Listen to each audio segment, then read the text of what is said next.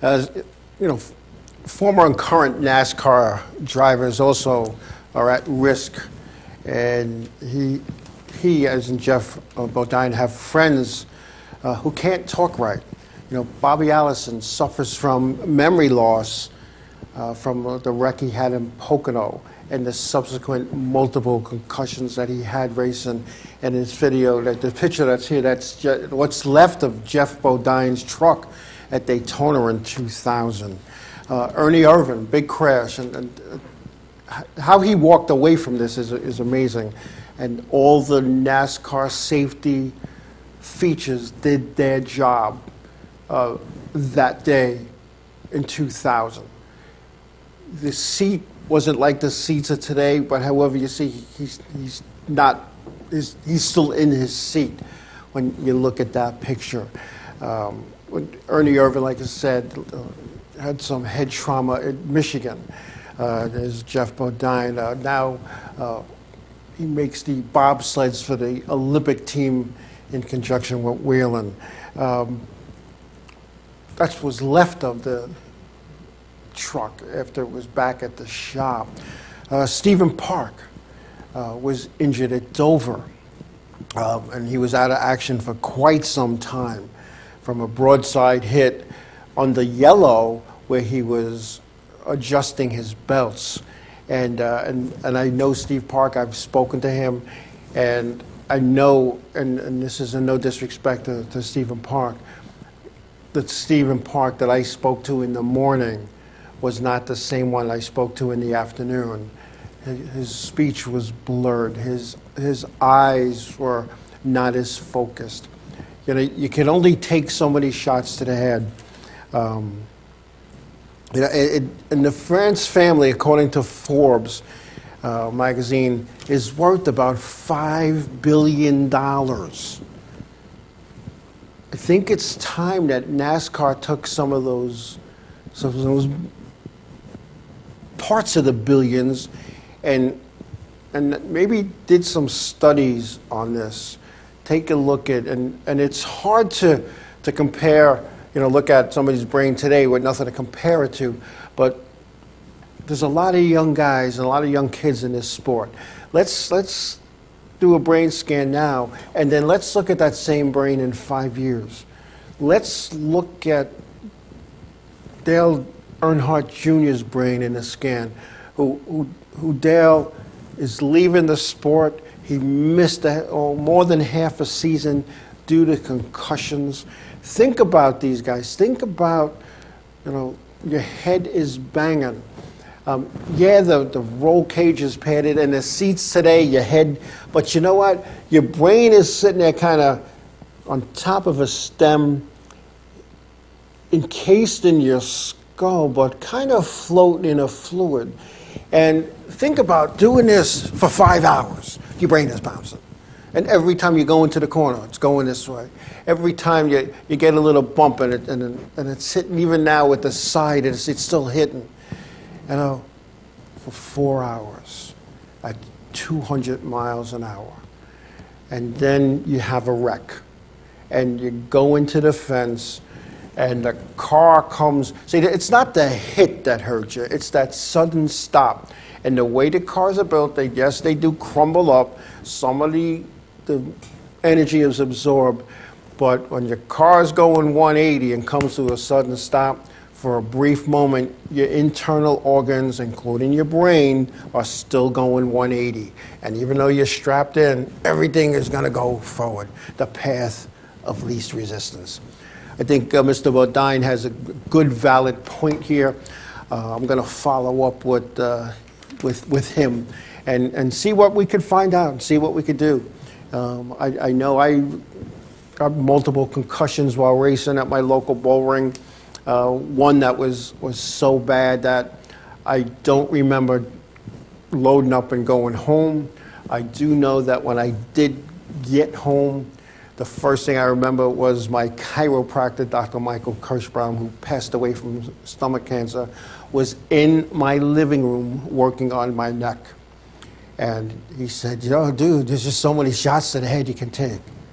And I had a good helmet, an expensive helmet, and it saved my life on the big crash, but you're still bouncing around.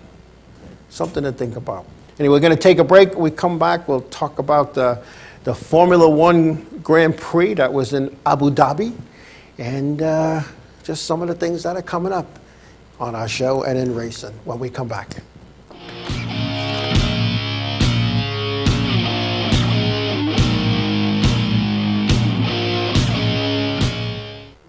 Hey guys, this is Jibs from Ocean's 8 Alaska, and you're watching Inravio TV Network. Hey, I'm Raul Panther. And I'm Commander B. Hawkins. And I'm Murphy Weller. We're some of the proto men. If we see you without this bracelet, you get punched in the But if you have this bracelet from Inravio.com, you can win $100. Put one of these on, or else.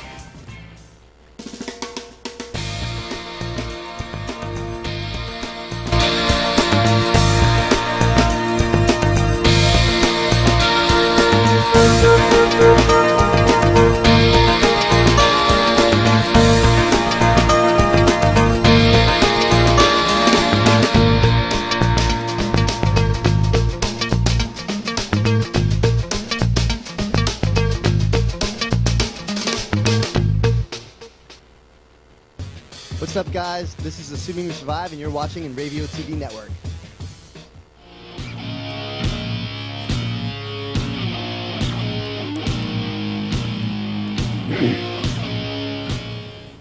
Welcome back. The Abu Dhabi Grand Prix was held in India yesterday. Valtteri Bottas was the winner there. With Lewis Hamilton second. I believe we have an image of Valtteri. There he is. Sebastian Vettel was third. Kimi Räikkönen was fourth, and Max Verstappen rounded out the top five. And I still tell you, I give these guys in Formula One a lot of credit, because when you look at the logistics of, you're in Africa, you're in India, you're in Japan, you're in the United States, you're in Canada, you're in Mexico, going all over the place. And these guys run for some serious money. And when I say serious money, and I'm not talking just payoff, they sign $1 million contracts with the Ferraris and companies and Lotus and all these big manufacturers. In fact, Ferrari is very upset that NASCAR is looking to start a Formula One type Grand Prix series. And I don't know if NASCAR plans to compete against the current Formula One or start a series in places they don't run. I don't know. I haven't been able to acquire that information yet. But Ferrari has stated publicly that if NASCAR comes into Formula One either as a sanctioning body for their series or starts their own, they will pull out. Now, Ferrari's been with Formula One since its start. And it'll be just like the manufacturer wars in NASCAR when the factory teams started dissipating, when Plymouth pulled out, Ford pulled out, Chevy pulled out. Next thing you know, these guys were scrambling for cars, in the Cup Series, and they weren't getting them, a trailer wasn't pulling up with a bunch of cars, here you go, make them race cars anymore. And everybody thought it was going to be the end of racing in NASCAR, and it wasn't. Yeah, there's some factory backing now that's come into play, and a lot of it has to do with team owners, has very little to do with what's going on in the NASCAR headquarters. I don't believe that some of the people who are running our sport, they're businessmen, without a doubt, and I respect them. What they're not are racers. And they've taken, and I had this heated exchange in the social media with with somebody and talking about where racing is going, where it's headed, and it was apparent to me the person I was having this discussion with ended up being just a fence grabber. He was just going by what he felt, and there was nothing factual. And when I proved that in this post, in this thread, I just finally I realized I was dealing with somebody that didn't know what they were talking about. And my final post in that thread was, I don't have enough time to waste to deal and have a discussion with somebody who doesn't know what they're talking about. And I thought I was going to be banned from the page and no longer allowed in it. And I got a lot of likes for that. And a lot of people jumped all over his case, jumping on my bandwagon. I actually called him a fence grabber. And you could, there's those, I call them, in the weekly series, I call them Sunday morning crew chiefs that stand on the fence, hold their fingers interlocked into the chain link, and they're watching, and they know everything. And they watch one car, and they watch every bump and grind, and they don't know the difference between an accident and an on purpose. Not every spin out is on purpose. Not every crash is on purpose. All right? It happens. That's why they're called accidents. And when you're running at tight confines, inches apart, where if I lift now and you lift right after that, we're hitting. There's no question about it. You're going on a short track. You're going, 150 feet a second. So you're going down your short straightaway in your quarter mile and third mile racetrack. You're going down that straightaway in about 2.5, 3 seconds. Think about that. 2.5, 3 seconds. Even with a spotter, by the time the spotter goes, spin in 1, and that was like a second and a half, you hear it, you react to it, you're a half a lap into it or past it. It's racing, folks. And I call, like I said, the Sunday morning crew chiefs, the Monday morning crew chiefs. You really shouldn't be saying some of the stuff you're saying because you don't know what you're talking about. And I've raced and driven a lot of different race cars, none successfully, and I'll be the first one to say that. But you know what? It's just how it was. Casey Stengel wasn't a good ball player, but he knew baseball. A lot happens in racing. And yeah, there was some days that I was blaming the guy for my misjudgment. You can't put a 90-inch wide race car in an 80-inch hole. It looks like you can, but you can't, and stuff happens. And the guys who were sitting in the grandstands holding up the fence with the beer in one hand and leaning on the pole in the other, they don't really know what's going on. They've never driven a race car. Most of them never built one. They never wrecked one, and they never put it back together. Those are the guys I have respect for.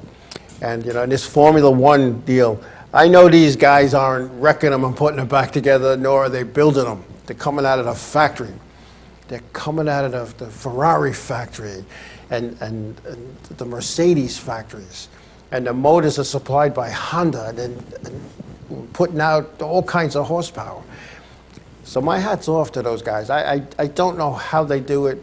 They seem to race all year round, but they have a certain period where the points count. It's just a whole different aspect of racing. Anyway, that's enough on Formula One. Next week, scheduled to appear live in the studio, a modified driver, Sal Accardi Jr., son of the late Sal Accardi, who raced modifieds to limited success on Long Island and other places throughout the 60s and the 70s. He's scheduled to appear. We got no races coming up other than the Snowball Derby late model event down south. That's this upcoming weekend, which should be good. And while I'm thinking of it, due to the holiday, the Christmas holiday and New Year's Day fall on Monday, so we will not be here. we'll be spending those days and evenings with friends and family, and I wish you folks do the same, but I'll keep reminding you because I know there's somebody that's going to log in. Oh, what, no show today? No, it's the holidays. But anyway, that's about it. We're gonna wrap up. Dave Sapienza, as I said earlier, was scheduled to appear. He's home sick with the flu. He fell ill over the weekend at the Turkey Derby, did not have the run he was expecting to have, so hope get well wishes go out to Dave from all of us in Inravio. And like I said, Sal Accardi Jr. will be here next week. With that, that's all we got tonight, folks. I want to thank everybody who watched, and one in the chat room, a couple of you that were there today, and the people who watched from home and from work, and those who watched during the week when they could sneak a peek while they're at work or at home. I want to thank you folks also for taking time. Hope everybody had a nice Thanksgiving. Get that holiday shopping done. And Christmas is right around the corner. Hanukkah is coming too. Let's make it happen. So I want to tell everybody, wherever your endeavors are going to take you this week, whether it's to the mall, whether it's to awards, banquets, wherever that may be, please be safe. Please be careful. Give somebody a hug. Tell them you love them. God bless you all, and we will see everybody next week. Good night, everybody.